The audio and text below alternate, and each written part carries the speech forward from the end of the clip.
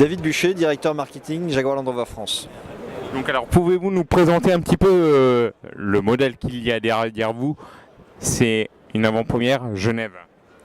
Ouais, on présente à Genève en première mondiale le 4e membre de la famille Range Rover au sein de la marque Land Rover. Il s'appelle Range Rover Velar. Il se situe entre le Range Rover Evoque, qui est le plus compact des Range Rover, et le Range Rover Sport. Pouvez-vous nous présenter un petit peu sa ligne? C'est un véhicule qui inaugure un nouveau style pour Range Rover.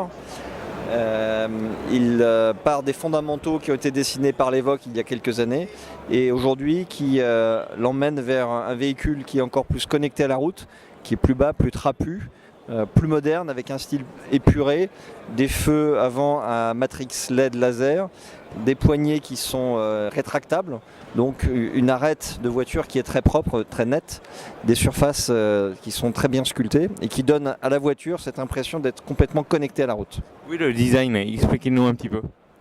Donc, le design de cette voiture, il se veut être une vision avant-gardiste de ce que doit être un Range Rover moderne. Il capitalise sur les fondamentaux que le Range Rover Evoque a lancés il y a quelques années, mais qui les amène plus loin, dans un esprit résolument moderne, dynamique, avant-gardiste. Une voiture beaucoup plus trapue, plus basse, 10 cm de moins qu'un Range Rover Sport, 5 cm de moins en longueur, et une voiture qui serait certainement la Land Rover la plus dynamique jamais conçue. Poids puissance. Donc c'est une voiture qui est équipée de différentes motorisations. On démarre la gamme en 4 cylindres diesel 180 chevaux et on a en haut de gamme 2 V6, 300 chevaux en diesel, 380 chevaux en essence et le poids pour les premiers modèles démarre à 1800 kg. Alors combien de concessionnaires Land Rover en France? Donc, le réseau français est constitué de 80 concessions Land Rover et à peu près la moitié d'entre elles représentent également la marque Jaguar. Et en Suisse? Je ne sais pas vous répondre. Land Rover vient d'enregistrer la 7e année de croissance à travers le monde. On a atteint près de 500 000 véhicules sur le marché mondial.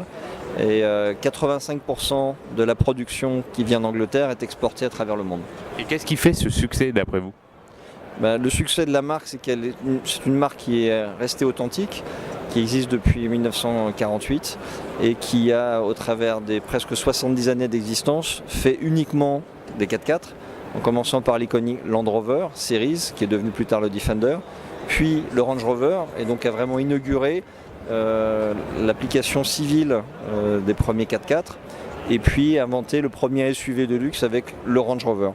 Et on est resté fidèle à cet héritage en élargissant la gamme et en répondant aux attentes de la clientèle avec des fondamentaux qui sont toujours un design, on appelle ça iconique, des capacités de franchissement les meilleures au monde, en toute situation, en toute sécurité, et puis avec des aptitudes dans le design, dans le luxe, dans le raffinement ou dans la polyvalence selon les familles. Les 3 familles sont les Range Rover, qui sont les plus luxueux, les Discovery qui sont les plus familiaux, et Defender qui est le véhicule le plus durable, le plus polyvalent.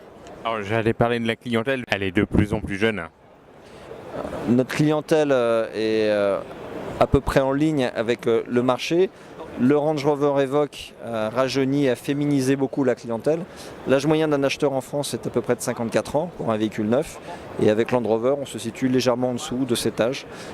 L'Evoque étant particulièrement attirant particulièrement des gens un petit peu plus jeunes et surtout un taux de féminisation de la marque qui est très marqué sur l'Evoque.